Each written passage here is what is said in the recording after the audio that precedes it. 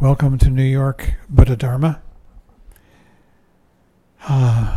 And we're starting a new series of talks about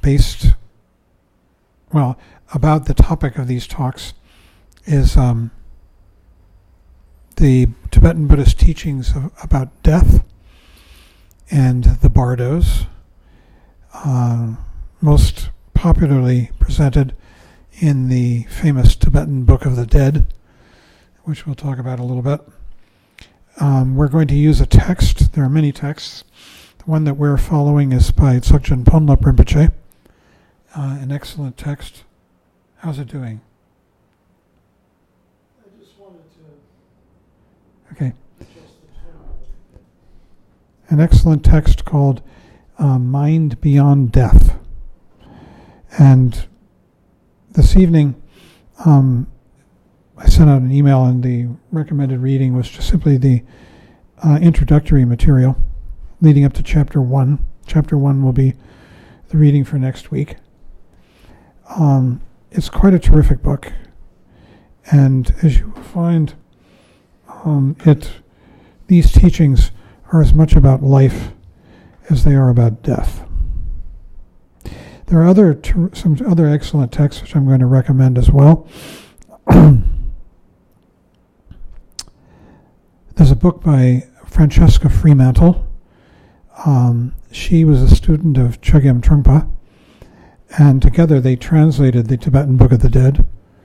And she wrote an introduction to it, which is really terrific. And I recommend it highly. Much more than I do to Rinpoche's introduction or forward, whatever it was called, introductory material, which I think needed a lot better editing. Sometimes, his material just needed a lot of work back and forth between him and his editors, and that didn't seem to have happened. But her introduction is terrific, and it will help you a lot. She also wrote an excellent book on the whole subject called Luminous Emptiness, which we have used up at the Westchester Buddhist Center to teach this material.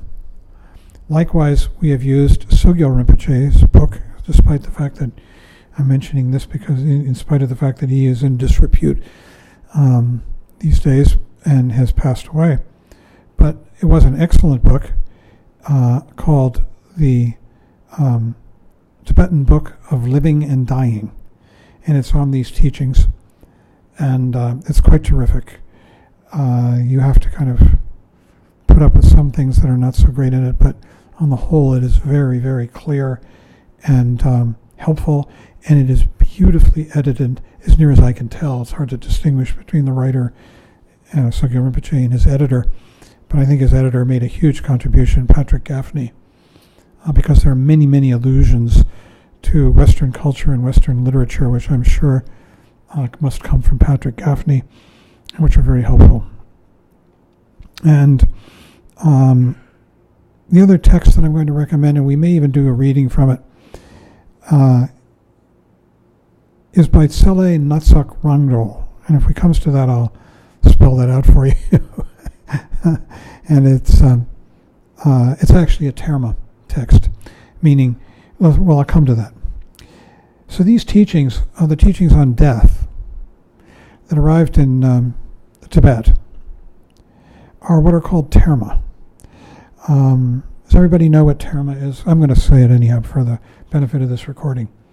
Terma they're basically two kinds of teachings in the Tibetan canon, Kama and Terma. Kama means the spoken word.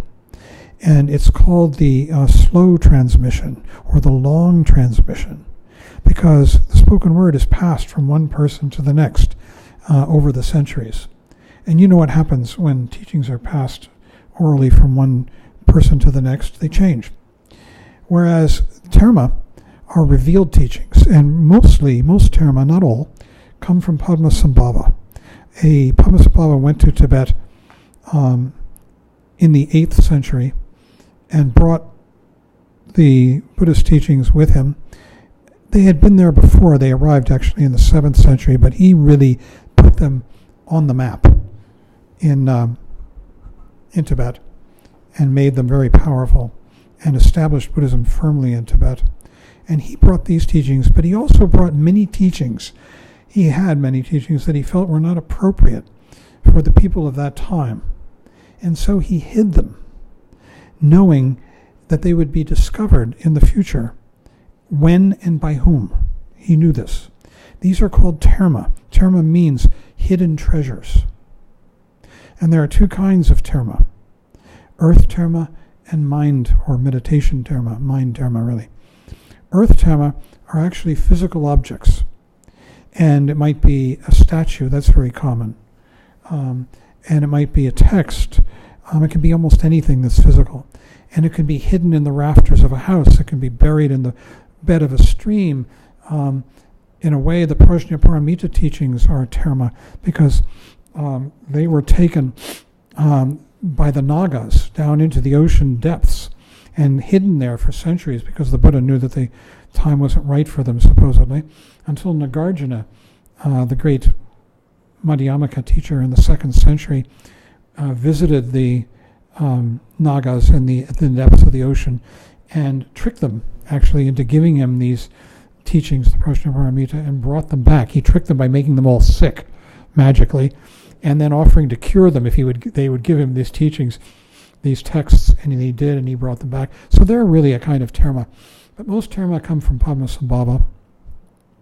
Mind terma, on the other hand, are not physical objects. They just simply come through the akash, through the space. And a tertan who is receiving a mind terma will suddenly know that he or she is receiving a terma, and they'll get pen and paper in front of them and start writing. Trungpa Rinpoche received many mind terma, and when he was in Tibet, discovered many earth terma, physical terma, sater they're called, mind terma or gomter. And when he received mind terma, he would call for pen and paper and start writing furiously in Tibetan, and it looked like automatic writing. And then it would be translated later. Earth terma are interesting too. They don't have to be a text. They can simply be a statue. And when the tertan discovers it and touches it, finds it, the teachings flow into that individual. And they have to write them down fairly soon, quickly, because they may lose them if they don't. But they receive them. Likewise with, and also these earth terma can be discovered magically, like it might be a statue embedded in solid rock, and the person puts his hand into the rock and pulls out the statue. There are stories about this. Dilgo Khyentse Rinpoche, here on the shrine, was a tertan. Chogyam Trungpa was a tertan, and I'm not sure if anyone else was. But Dilgo Khyentse received many terma. These teachings are terma. What happened was that they developed in India, presumably, and you see, Buddhism developed in India, starting, of course, with the time of the Buddha, which is in the 6th century BC. The Buddha's dates are traditionally something like 540 to 480 BC, 60 years. And after that, Buddhism evolved in India, but it wasn't written down. There was very little writing, if any, in those centuries. And it was passed orally from one person to the next. And of course it changed and evolved, as Buddhism always does, because in Buddhism there is no canon, there is no written word. I mean, no holy writ. It's changeable with the teacher. People's insight and the way of expressing it evolves and changes over the years. But then around probably in the 2nd century BC, writing became more prevalent, but still very little of it. And, it was done on, parchment maybe? Or who knows what they were writing on, if anything. And of course it had to be an act of piety to write anything down, because it took a lot of work and a lot of time. And there's a long tradition among Buddhists as well as in the Christian tradition of it being a holy act to copy the scriptures.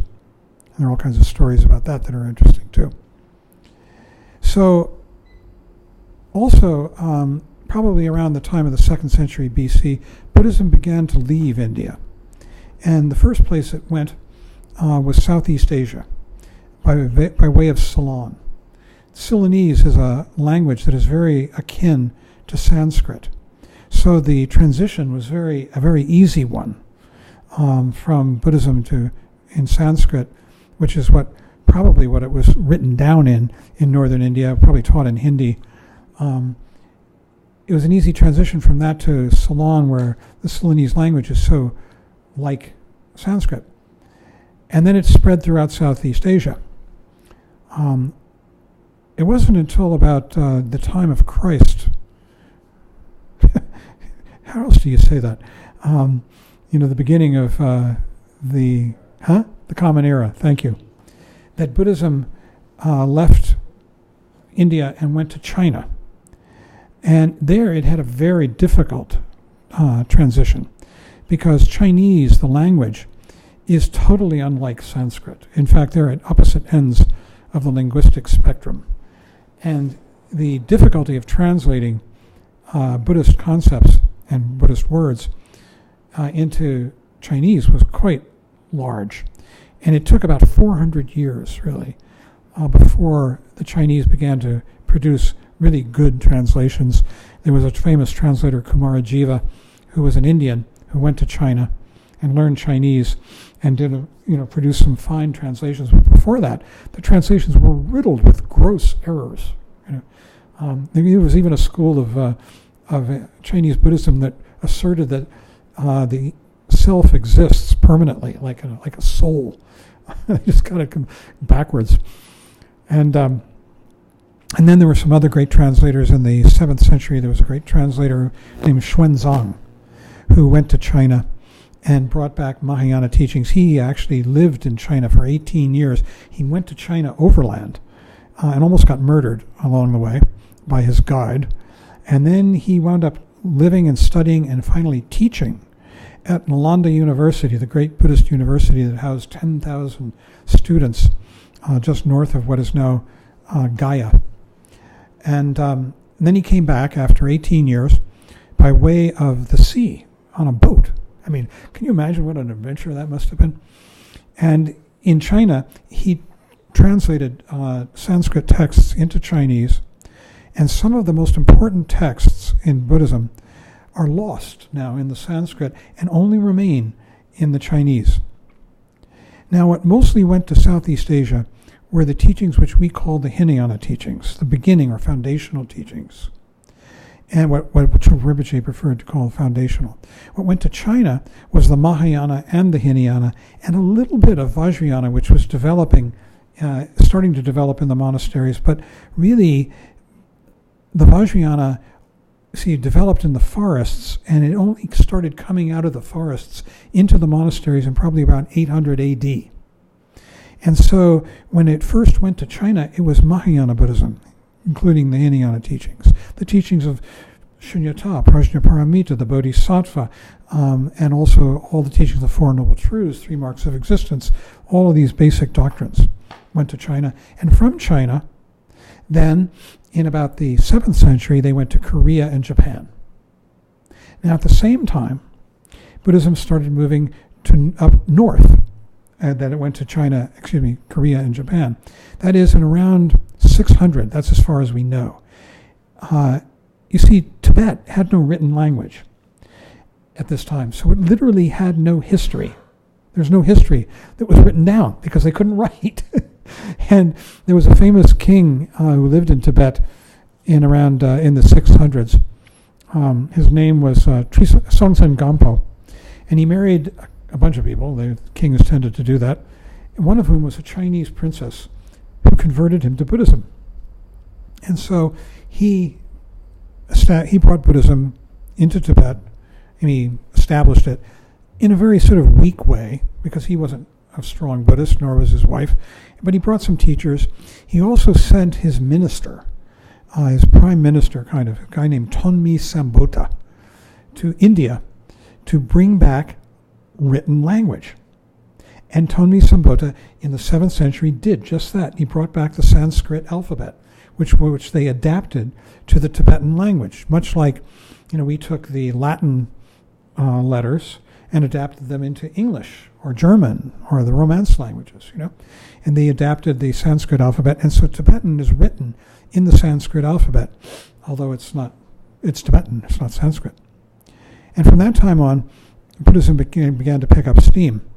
But it really wasn't until the 8th century when a teacher whose name was Kamala Shila, I think. I always get him mixed up with another fellow. Went to Tibet. He was a Mahayana teacher.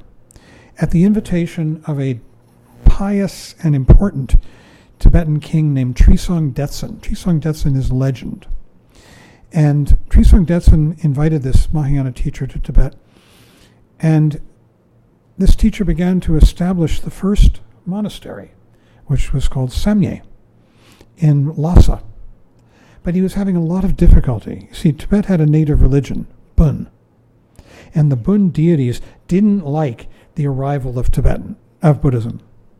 And so whatever Kamala Shila and his students, he created some monks, they established a monastic order, would accomplish by day in the way of building buildings for Samye, the local demons would tear down by night. And so finally, Kamala Shila went to King Trisong Detsen and said, look, you need someone with more, to use a modern term, mojo than I have. And there's this fellow in India. His name is Padmasambhava. You should send for him. He's got what it takes.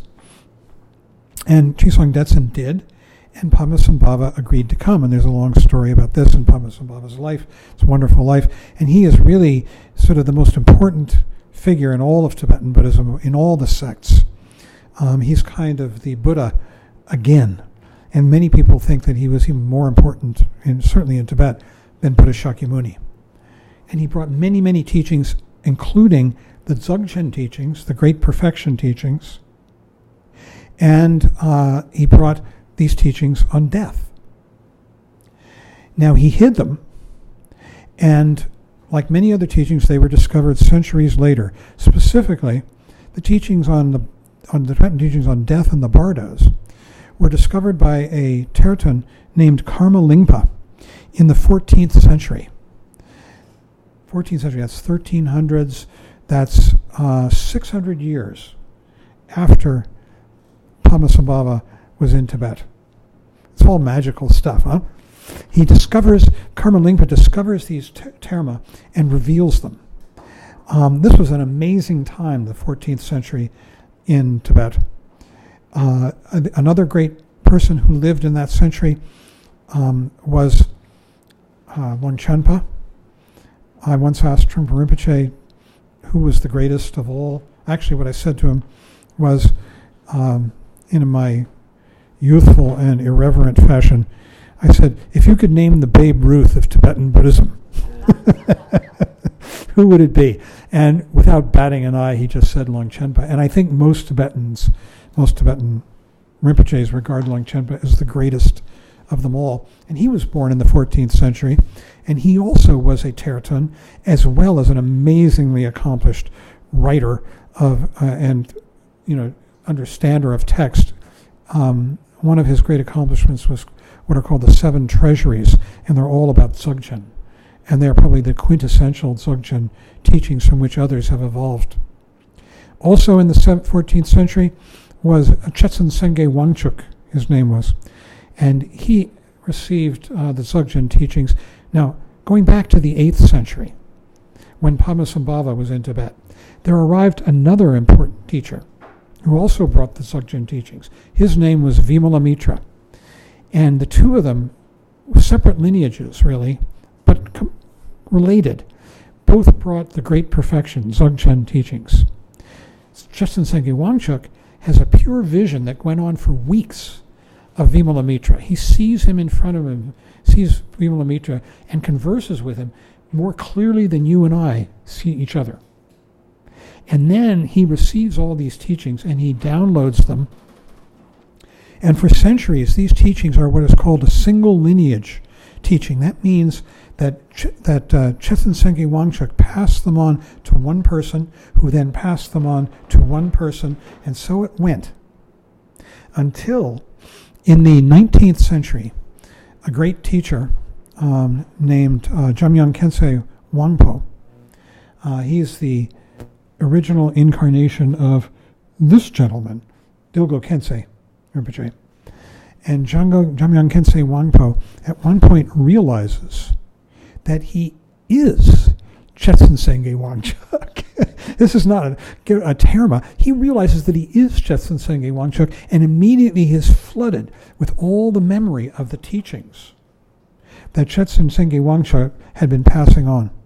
And he writes them down, and then he has another great teacher of that time, whom some of you will know, Jamgon Kongtrul the Great, who was the original incarnation of my teacher, Chogyam Trungpa's guru, Jamgon Kongtrul of Shechen.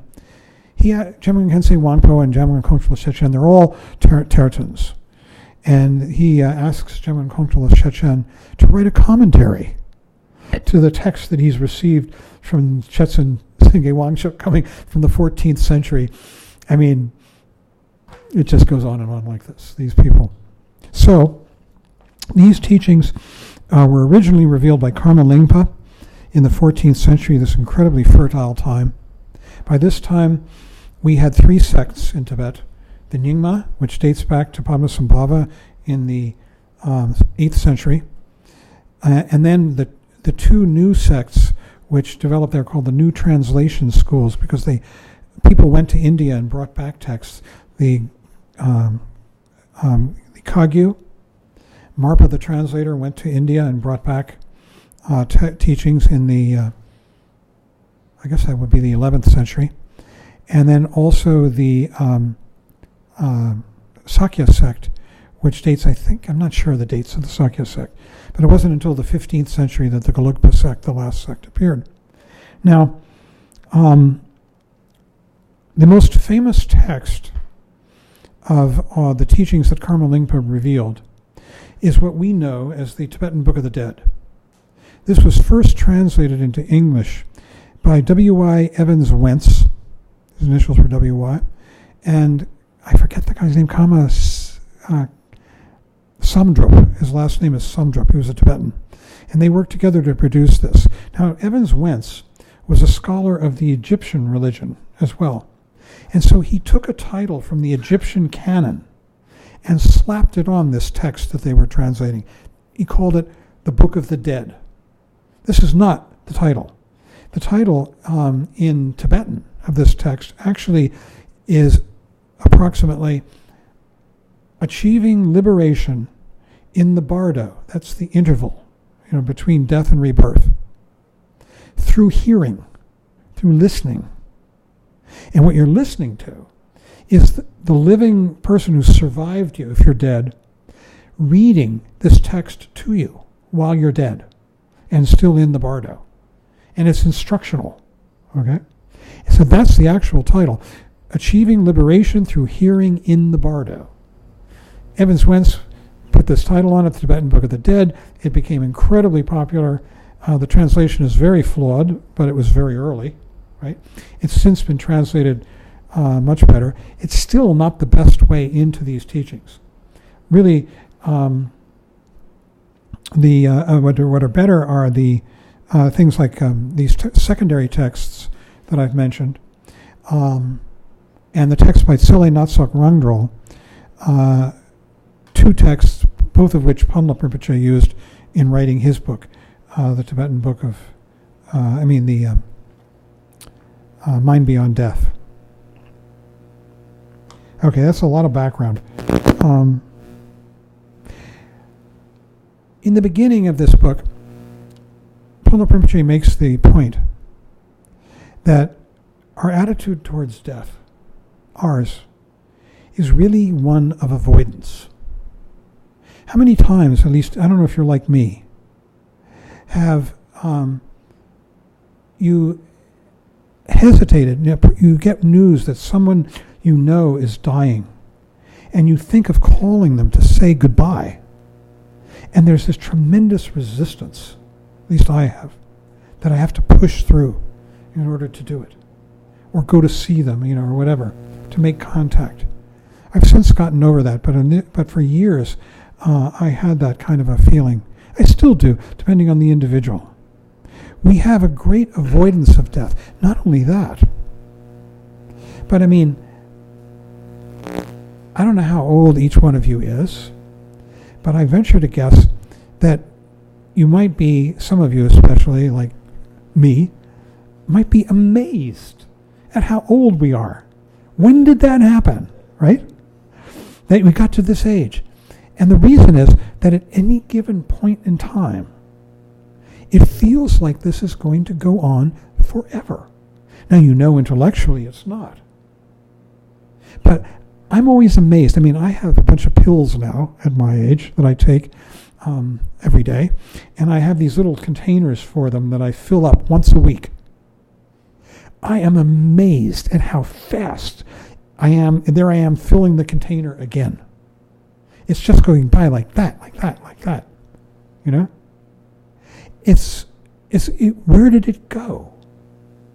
And it's because we are living as though we're never going to die.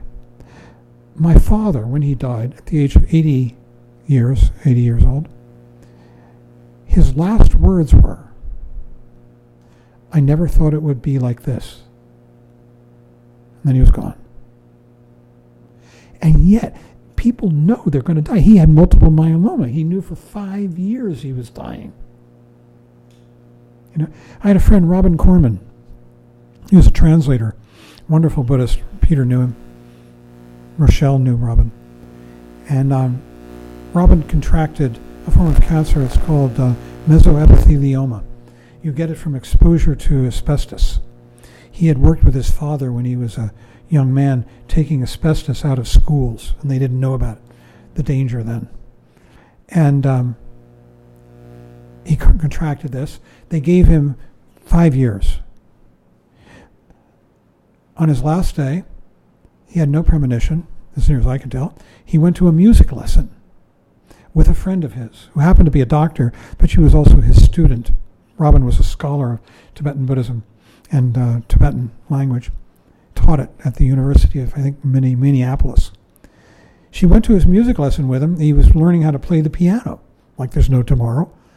He finished the lesson, stood up, and died. Right there, on the spot. Death is real, comes without warning. This body will be a corpse. That's the second reminder of the 4 reminders that are called the 4 common preliminaries that you do when you're beginning to train for the Vajrayana. You do the 4 common preliminaries. The second one comes without warning. This body will be a corpse. We don't really believe that we're going to die. We're not preparing for it. And yet, some of us are getting quite ancient. Ponlop Rinpoche makes the point, if you were going to a country that you had never visited before, you wouldn't just hop on a plane and get off. Maybe you would, but it's not a great idea. It's much better to read a guidebook, a Baedeker, get yourself familiar with what you're going to encounter. What are the sights to see? How do you get around? What's the currency? How are you going to change your money? What kind of, visas do you need? What's the food going to be like? What do you want to see when you get there? How do you keep yourself safe? You go to India, you got to learn some basics. Don't drink the water. If you drink like a Coca-Cola, that's okay. Don't put ice in it because the ice has not been purified. Right? You never eat any vegetable that you can't peel. Right? These are things you have to learn. Well, how about dying? And what he's recommending, you see, is that we study these teachings which are going to tell us how to comport ourselves and how to have a good death and how to traverse the space between death and rebirth, if in fact we're going to be reborn. Because death is a great opportunity for achieving enlightenment or spiritual advancement, if not enlightenment. Why? Because a number of reasons. One is they say that in the Bardo, in the space, there are actually 3 Bardos of death. But once you have died, you've lost your physical body, you've lost a lot of the mental confusion apparatus. It's just fallen away. And you are supposedly 7 times more intelligent than you were as a live human being. And you can understand languages that you didn't know before. And you can remember teachings that you thought you had forgotten. It all comes back because your mind is so clear. So it's all about preparation for that. Also, there's some really scary things that happen. I mean, Trungpa Rinpoche said once, he was talking about death to us, and he said, you think it's difficult to lose your youth. You think it's difficult to lose somebody you love, they die. You think it's difficult to lose a limb, or an organ. He said, you think it's difficult to lose your money, your well-being, your health. When you die, you lose the whole world.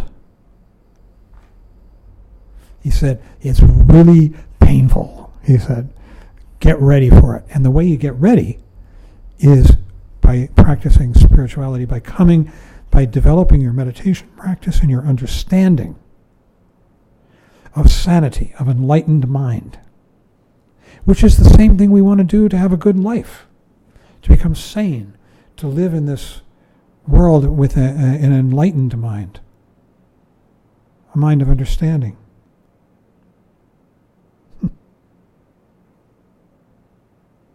What am I leaving out here? Yama.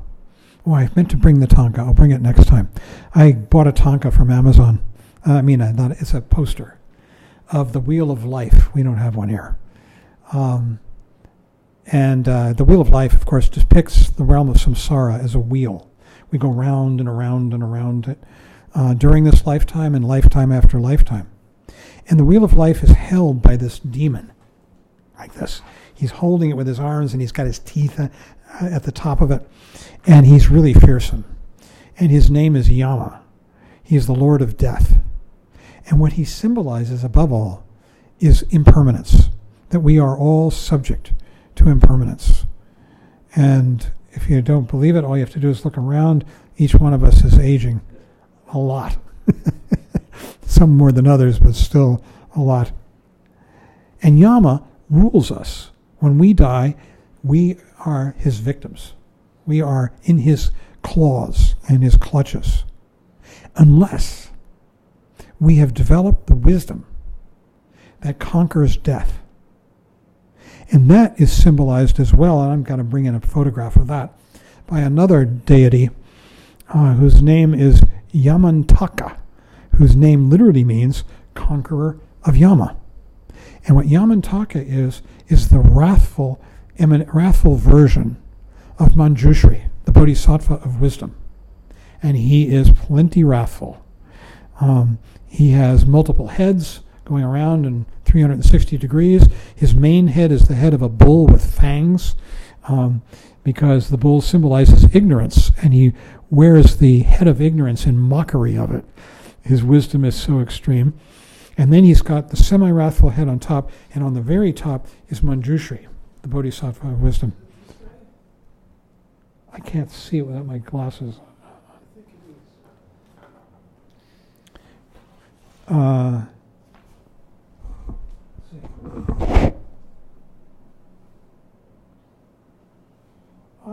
don't think so. The reason is that, no, it's not Yamanaka. For one thing, Yamanaka has a gazillion arms, and this guy only has 4. Poor guy, 6. And Yamanaka stands above Yama.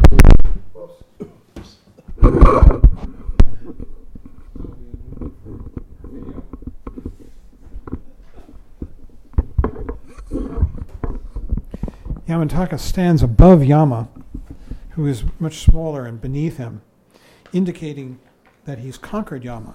He doesn't kill him, just conquers him. Impermanence still exists. And I have a tanka of Yamanaka, as it happens, over my shrine at home. I put it up, I owned it, and I put it up in celebration of this course. So that when I practice, I'm looking at that guy and hoping he comes to me and gives me some help.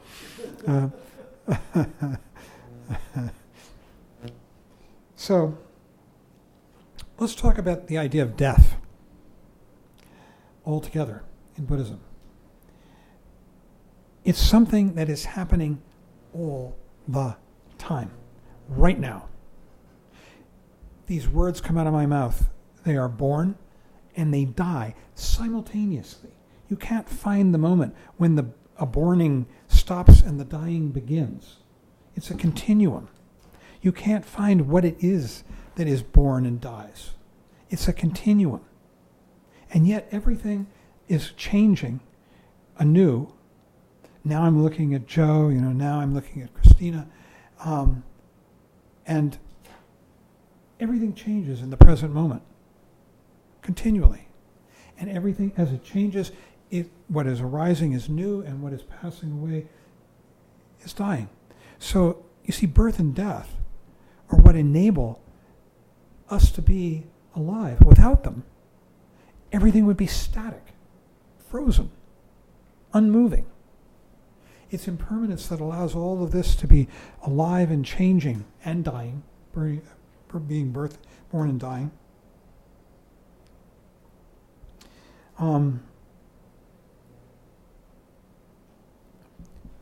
I remember Rinpoche once gave a seminar on death in Buffalo, a weekend. And he was talking about this fact that birth and death are happening all the time in life. And that we need to be able to appreciate that as this constant change. And then he was talking about the fact that when you die, your body dies, heart stops, breathing stops, flatline, and it's actually described in much more detail in the teachings we're going to go through in this book. When you actually die,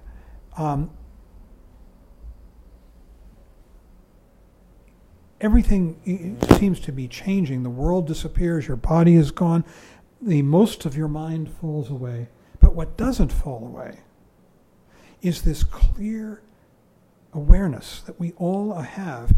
It's at the foundation of our being. The fact that we can all see each other effortlessly, without trying. You can't avoid it. You can't shut it off. The awareness of the five senses and mental events is ongoing. It's clear, it's limpid, it's crystal. And that continues. There's more that continues too.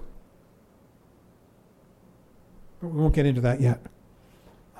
Also, your neurotic self continues. And so eventually, if you don't achieve enlightenment in this period between the death of your physical body, you will eventually be reborn in a new physical body. And you want to be careful with that, because you want to be reborn, if you're going to be reborn, well. Ideally, you want to be reborn very well. And to be reborn well is to be reborn as a human being, and even more, to be reborn in a situation where you can practice the Dharma. Both you have supports in the world around you, and your mind is attuned to it in one way or another. That's what a good rebirth is.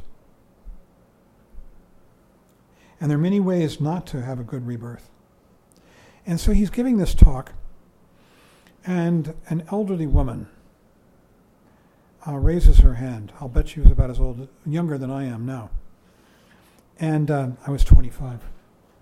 And she raises her hand and she says, and you can hear what she was asking, how do you know there's such a thing as rebirth? She wanted reassurance that it wasn't going to be the end. And he said, with the only answer I've ever heard, I've repeated it so many times, because it's always now. That's how you know there's such a thing as rebirth. It's always now. This space this union of space, emptiness, and luminosity of whatever happens to be arising. All these appearances of sound, smell, taste, touch, mental events, objects of sight, all arising within this space. It's always now.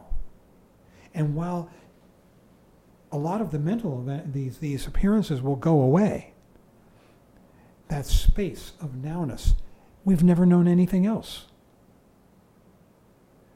You can close your eyes and sights go away. You can go to sleep at night and sounds go away, right? You can stop eating something and taste goes away, and so on. But this nowness never stops. And that's the answer that he gave. And I've been contemplating that for 50 years. And that's what continues in the teachings. That core goes on, and a little bit more. What is a Bardo? Let's talk about that. Bardo simply means interval. The Tibetan is literally Bardo, from to. From to what? Anything. There's the Bardo of this class. It began, let's say, I'll make it arbitrarily, the minute you walked in the door, and it will end the minute you walk out the door. The Bardo of this experience, this meeting of New York Buddha Dharma. So anything can be a Bardo. There's the Bardo of your journey home. There's the Bardo of your sleep tonight, and all that. There are 6 main Bardos, and these are described in these teachings on death. 3 of them have to do with life, and 3 of them have to do with death. The 3 that have to do with life are the Bardo of this life. It begins when you come out of your mother's womb, and it ends with the moment that you contract the circumstance that is going to kill you. That is the Bardo of this life. And we're going to study that. That'll be the first Bardo that we study. The second 2 Bardos are within the Bardo of this life. The first is the Bardo of dream, and that's very important. It's not just dream at night. It's the fact that we are dreaming all the time. We dream in a very obvious way as we daydream, as we walk down the street, and somebody calls your name and you don't hear it because you were lost in a fog of thought thinking about how am I going to pay the rent, that person said something nasty to me, I'm going to get even, and you're lost in this story that you're telling yourself. That's one kind of dream. The other kind of dream that we're going to talk about is the dream, and this is the more fundamental one, of samsara, that I and other exist, have relationships. I like this person, I don't like that person, I'm planning to get even, I'm planning to marry, I'm planning to fall in love with this person, I have fallen in love. All these stories that we tell ourselves that color our lives are part of the Bardo of dream. And we're going to be studying that a bit and how that works. The third Bardo of this life is the Bardo of meditation. And in this book, Dzogchen Ponlop gives a terrific description of meditation. I really recommend it to you, the chapter on the Bardo of meditation. It's very good, very good. And basically what it's saying is that the practice that we did tonight, Vipassana, is the practice. Shamatha is necessary. It trains you. But you leave it behind, or you don't quite leave it behind. It becomes part of Vipassana. Vipassana is the only practice. This one of resting in space of awareness. It's the practice that brings you to enlightenment. It is the practice that will take you through the Bardos in good order, in good shape. Shamatha is just kind of, we'll go through it. Changling Rinpoche came to the Westchester Buddhist Center about a month or so ago, and in a Q&A, we were talking about shamatha and vipassana, and he said, shamatha isn't meditation. That's a pretty extreme way of putting it, but I know exactly what he means. Shamatha is the ability to focus your mind one-pointedly on an object. It's taught in Buddhism as the first practice. It's also taught in Hinduism in yoga studios. It's taught in transcendental meditation. Buddhists call it the common practice because it's held in common with both Hindu traditions and Buddhist. But the Vipassana is purely Buddhist, and it goes beyond shamatha. And that's what we need to be working on, just as we did tonight in our meditation practice. Finally, he starts to talk about how it is to die well. It's the same way as to live well. To live in this present moment, beyond concept and time, utterly spacious, full of clarity and luminosity. You see, we wake up to the fact that nothing has any true existence. And we begin to cut through the dreams that we live in our lives. The dreams are all about thought. Thought is what carries dreams. Thought is produced by karma. Thought is the thing of suffering and confusion. Thought is, I am this particular person, I've got these talents, I've got these deficits, I hope people like me, I want this in my life, I don't want that in my life. You know, all these thoughts that we walk around with, they are our suffering, our confusion, and they are dreams. And they are very idiosyncratic. They are peculiar to each one of us, which is really the giveaway. That your dreams and your thoughts are very different than my dreams and my thoughts. And we can be standing and looking at the same thing and have totally different appraisals of it because of our karma. It's our dreams. And really what this practice is about, Vipassana, is about waking up, cutting through the dreams, waking up from dreams to things as they are. That's the path. And so he says to be awake in the present moment, awake, not dreaming. It's like we're doing it. I do this little service when we're meditating. I say to myself, see whatever you're thinking, and the instant you see it, you've woken. It's just like dreaming at night. When you wake up in the morning and you realize you were dreaming, you're not dreaming anymore. The instant you realize you were thinking, you're back. That's what it is to awaken. Awaken to this spacious present awareness. To seeing things as they are instead of through the veil of our predispositions. With compassion. Compassion means openness, communication, open-heartedness. Letting things be just what they are. Respect.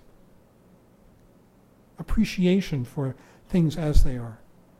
And above all, too, with good cheer. How many times did I hear Trungpa Rinpoche tell us he'd be sitting, in the teacher's seat, and he would interrupt himself to say, look out at us and say, please cheer up. It's like, it's so important. So, the continuity that we feel about our lives is really the dream.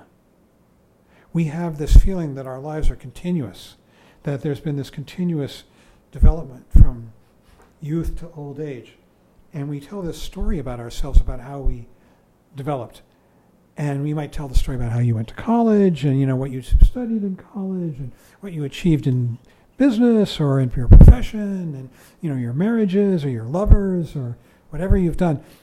And we pick these things arbitrarily as though they identify us, as though we have this person who has done these very specific things. Meanwhile, we're this complex organism that is constantly changing, constantly in response. And the whole point is that we begin to cut through this dream of continuity and come back into the present moment.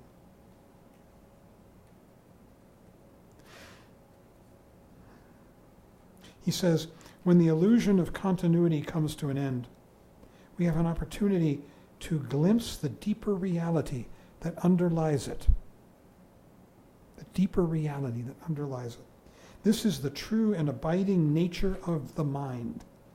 And by mind he means not your thinking mind, but pure knowingness, which is inseparable from the mind and the realization of Padmasambhava. They're the same. There's no time. There's no division. You are connecting with Padmasambhava. There he is, up there. That's him, isn't it? I can't quite see it from this distance. I think that's Padmasambhava in that tanka. It is the primordial awareness, the luminous wisdom from which all phenomena spontaneously arise. It's beyond concept and beyond time. It's birthless and deathless. Nothing ever was born and dies. It's just this moment, which goes on and on and on. It doesn't even go on and on. It's just this. What is it that we could point to that went on? He says, if we can connect with that experience, past and future are transcended, and we naturally wake up to a vast and brilliant world.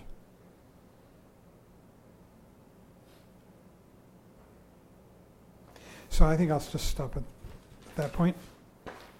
And these teachings are really gorgeous. And I think that Dzogchen Ponlop Rinpoche does a beautiful job in this book. It's very profound. And I recommend it. It's not, it'll take work to read it. But although it is well written and well edited. And then we'll go through it. We're probably going to take about 10 more weeks to go through all these teachings. And one of the things we're going to go through that'll be of particular interest, it's going to get more fun. We're going to go through the Bardos of this life first. The Bardo of this life, the Bardo of dream, and the Bardo of meditation. And then we will get to the first of the death Bardos, which is called, usually translated as something like, if they want to be, the painful Bardo of dying. And that's the Bardo that begins when you contract the condition that is going to kill you, and it ends when everything has finally shut down, which is beyond, it's beyond when your heart stops, when your breathing stops, beyond flatline, there's more. The Dalai Lama, I read some years ago, said that he contemplated these teachings, the teachings on the painful Bardo of dying, every day, because he wants to be prepared so that when it happens, he's not afraid. You're not frightened. Fear is the great enemy in death. Confidence and cheerfulness are your friends as you go into death. And beyond that, if you can have clarity and compassion, all the better. But basically, confidence, and happiness, cheer, to the extent that you can have those as you go into death, your death will be better, be good. So I'm going to stop, and we can have a discussion.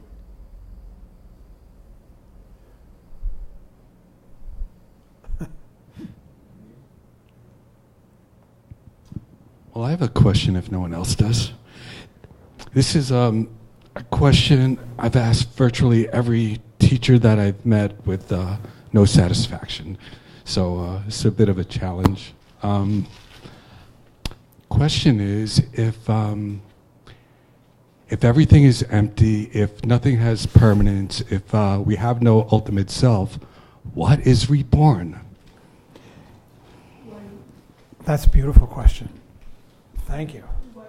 What is reborn? If there is no self. And this gets to the point, we don't talk here about reincarnation. We talk rather about death and rebirth. You see, reincarnation is the idea that there is an eternal soul, perhaps, that doesn't die. The body dies, and this soul, an Atman, a soul, whatever you want to call it, migrates from one body to the next. It itself is unchanging. It's part of the Godhead, right? And it's eternal, divine. Buddhism says there is no such thing. Nothing is eternal. Nothing exists over time. Everything is in a constant state of change. And so we talk not about reincarnation, but about rebirth. Now what rebirth is, we're experiencing it right now. Nothing stays the same for one instant to the next. And there are two ways in which nothing stays the same. The first is that even imperceptibly, all the cells in our body are dying and being replaced. We are aging. And while you can't see it, because it's happening so gradually and slowly, know that every 7 years, every cell in your body is new, right?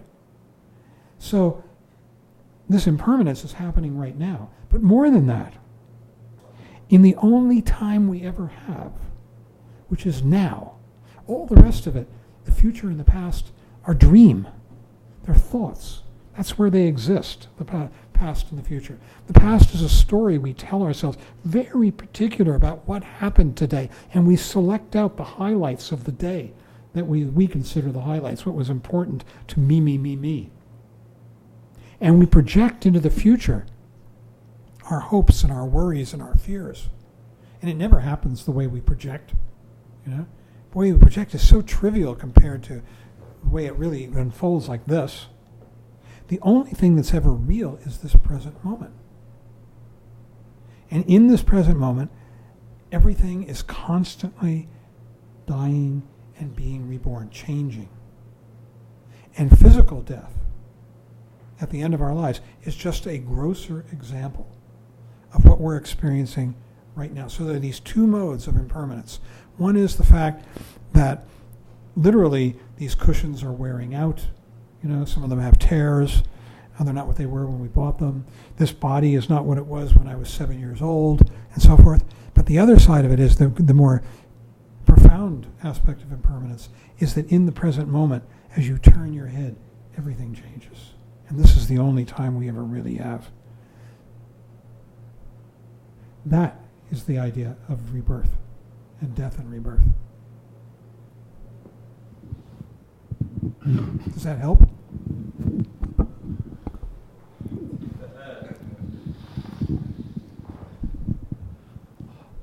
A little bit, yeah. I understand what you're saying intellectually, but... So it's a constant change.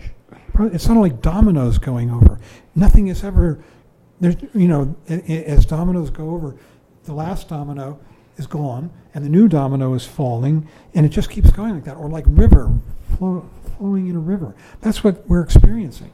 There's constant change. There's a continuity within the change, seeming continuity, that flowing of the river, and yet it's changing completely every second.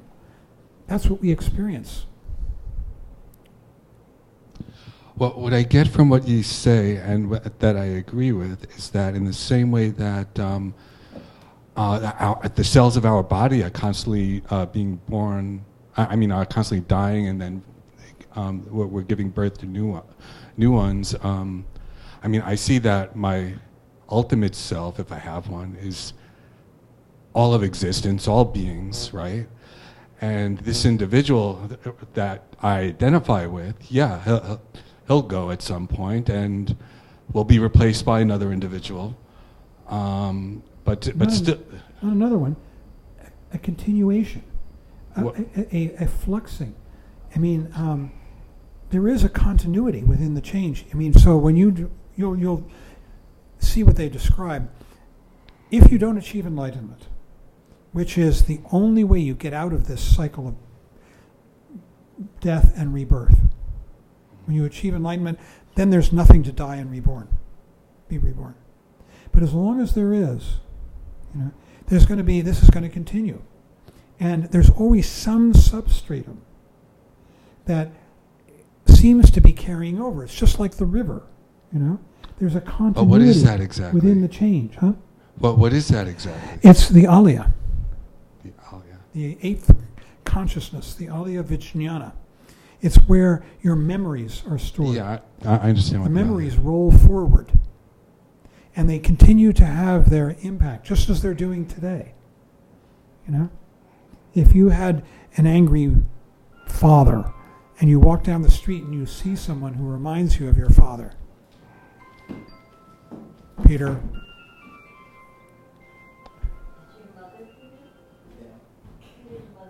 Huh? Okay. So is that to say that the aliyah does have some permanence? No, it's a continual rolling forward, like our ego is now. The ego has no permanence. It's like a story that is continually evolving and changing. The story of I. And the aliyah is just the stripped down version of that. Okay. You lose a lot of that story. It's this ongoing story, the endless story. So where does it go? Huh? Where does it go? I mean, I die, okay? So my memories, how did it travel to the next Well, that's. baby? Stay tuned. We're going to. It's described in the Bardos. You see, it's a mental journey, as is really everything is a mental journey. And we think of this as being physical, but it's interpreted by the mind. You know, all of this, the sense data comes in, and it's received by the mind. It's just that in death, the senses disappear, all of them. You know, and even more disappears. All the thoughts of passion, aggression, and indifference or sloth disappear. And there's a description of how this happens. But this ongoing core of the story keeps evolving. It's kind of like dominoes going over, I think of it as, or like a stream, or just like an ongoing story being told. Joe. Lane, that was a great question. You literally took the words right out of my mouth. I was like going to ask the same thing that you brought up. So what is carrying the karma? The that we karma, collect? nothing's carrying it. It's like an But ongoing... if we're being reborn with this old karma, No, the reborn is part of the karma. It's like the reborn is part of the story. It's like a television story, you know, that you're watching on TV. That just goes on and on and on, and it keeps changing, and it's full of thrills and chills, and the characters die off and are replaced, like on a soap, you know, and it has no substance, but it continues. It has this flow. That's the story of our karma, of me, of I. it's very abstract. I hope someday to fully grasp it, because I've been wrestling with that. Because you've been wrestling? Yeah. You find it abstract? Yes. Also, on an elementary level, I know the answer to this, but isn't living in the moment and preparing for death contradictory? Is living in the moment preparing for death? No, living in the moment and preparing for death contradictory. Not at all. They are utterly congruent, you know, and I think I know the answer to that. yeah. But Well, why? but What's the answer? I think you can do both. I think I living think in the it's part moment of the is the moment. preparation for death. Right. Yeah. Right. Yeah. Yeah. Because then, when you live in the moment, you're accepting all this change, all the change that happens. Yeah. These are great questions. These are mind benders, these things. But you see, it brings you right up to the nub of Buddhism, which are the most difficult questions. What is this ego that doesn't exist? And I think the best answer that for myself that I've come up with is that ego, the story is a story. And in it, this story, I is, in my case, the hero. In Val's case, the heroine of the story. You know, and this story is ongoing, constantly being changed, you know, as events impinge from the outside. But a lot of it is continuous. My habitual reactions, you know.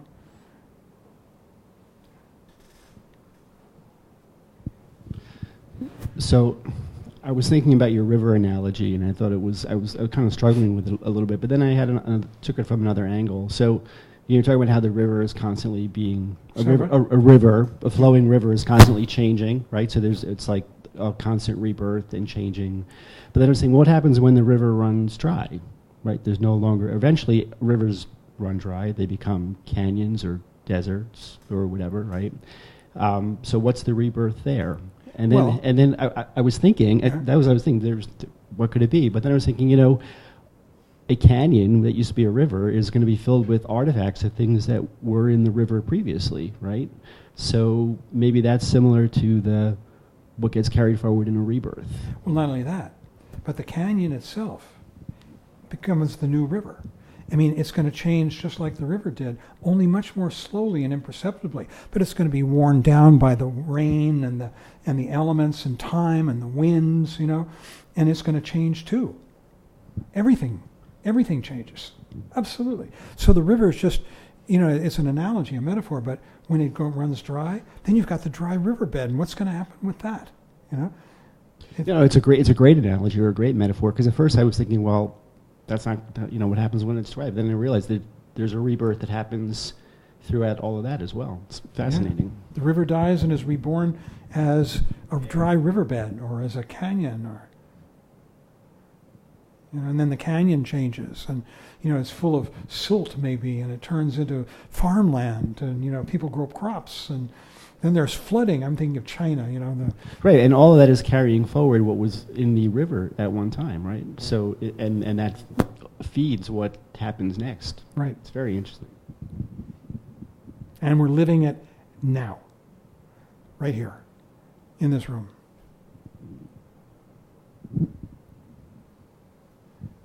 Tim.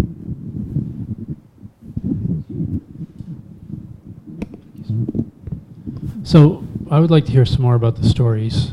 So my understanding is that, it seems to me that the idea of the future being a story is very clear, because my understanding is that things arise due to causes and conditions.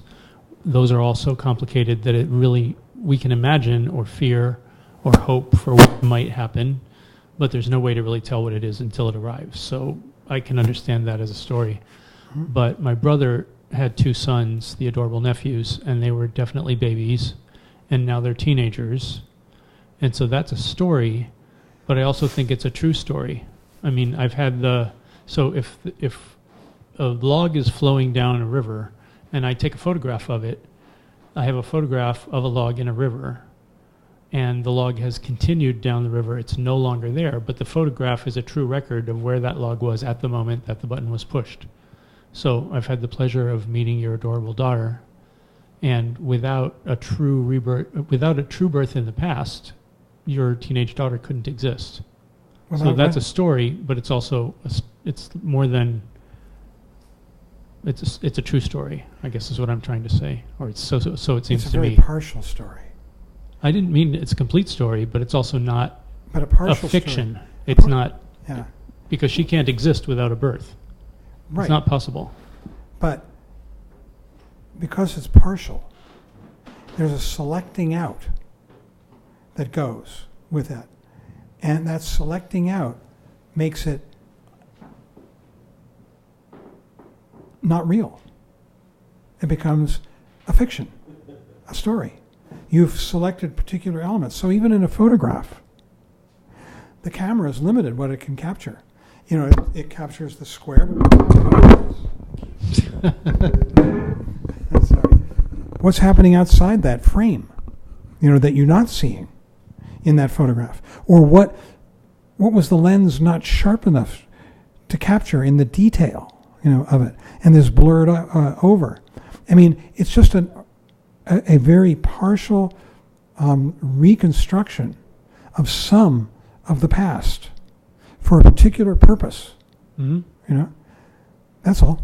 Yeah, I understand all that to be the case. But the only thing that's in my real, mind, like nonfiction, if somebody writes a biography of Winston Churchill, they're going to necessarily edit out certain things about his life. Yet the Winston Churchill did exist. It will be told from a particular point of view, omitting and including certain facts. But it's not the same as fiction, right, where somebody writes Gone with the Wind and makes up characters that never existed that live in a place that never existed and say things that were never said. Yeah. So that's kind of, I guess I'm splitting hairs with the story thing, because I think there are... By story, I simply mean that every telling of the past has a purpose. Sure. It A has point. It's told from a particular point of view. Like you said, my story of Changling Rinpoche's visit to Westchester Buddhist Center would be necessarily different from yours. And yet, I'm pretty sure he was there. Yep. Thank you. Well, the past happened. We know. We think. Well, even that is a story that we're telling ourselves. Rochelle. Well, recently, my daughter and I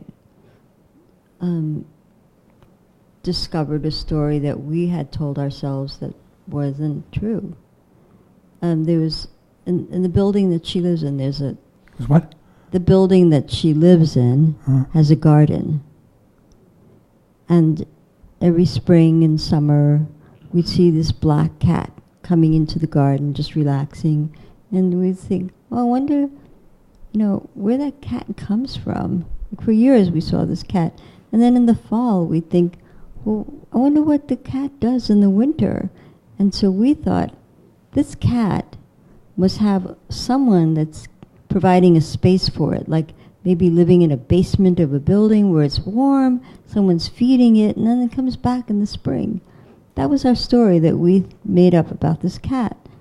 And then suddenly, last summer, we were in the garden, the cat was just like hanging out, and we would feed, everybody in the building was feeding the cat. We see this woman beyond the gate, because the garden has a gate, and she's standing outside the gate, and she said, I've been feeding this cat for years, and in the winter, it lives under a car that never moves next door in my building, in the parking lot. The car never moves.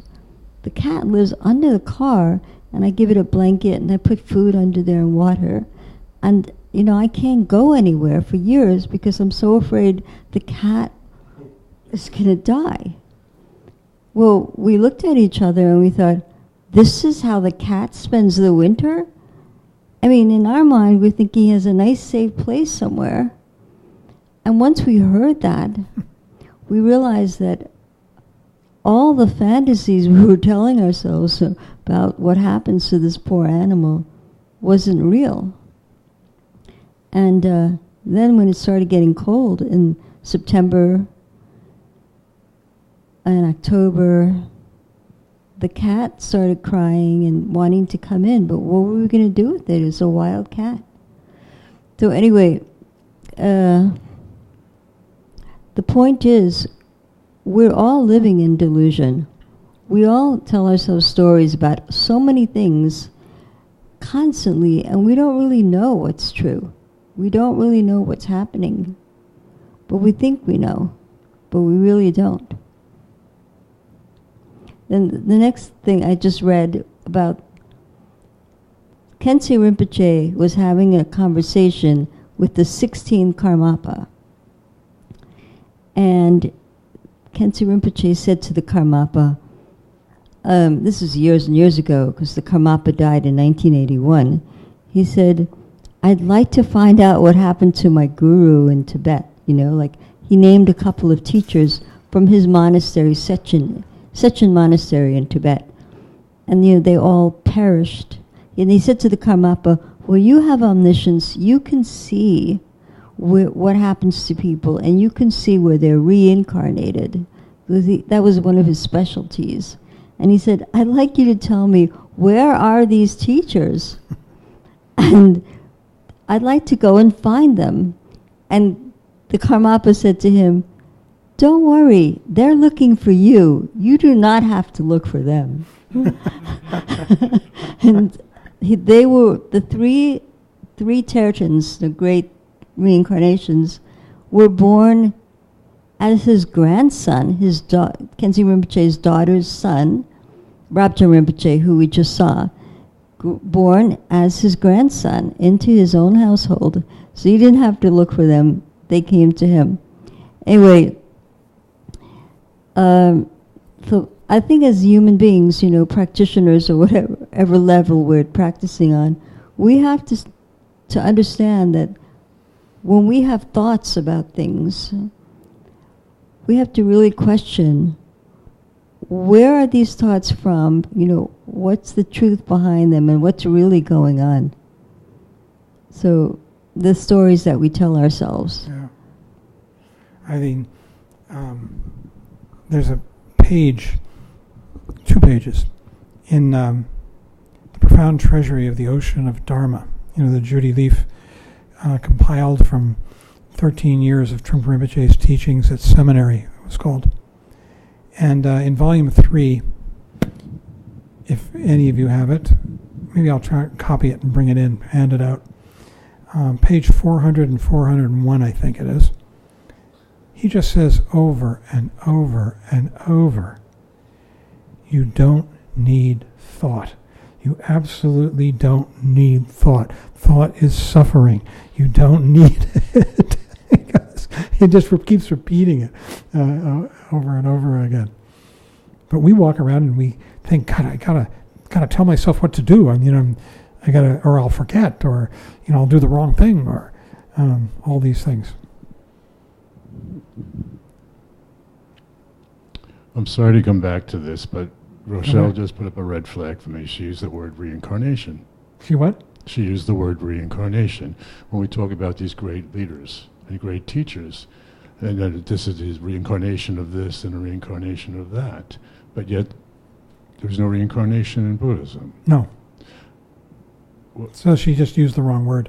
But everybody uses the word. Yeah, but so what? It's just an English word. It's huh?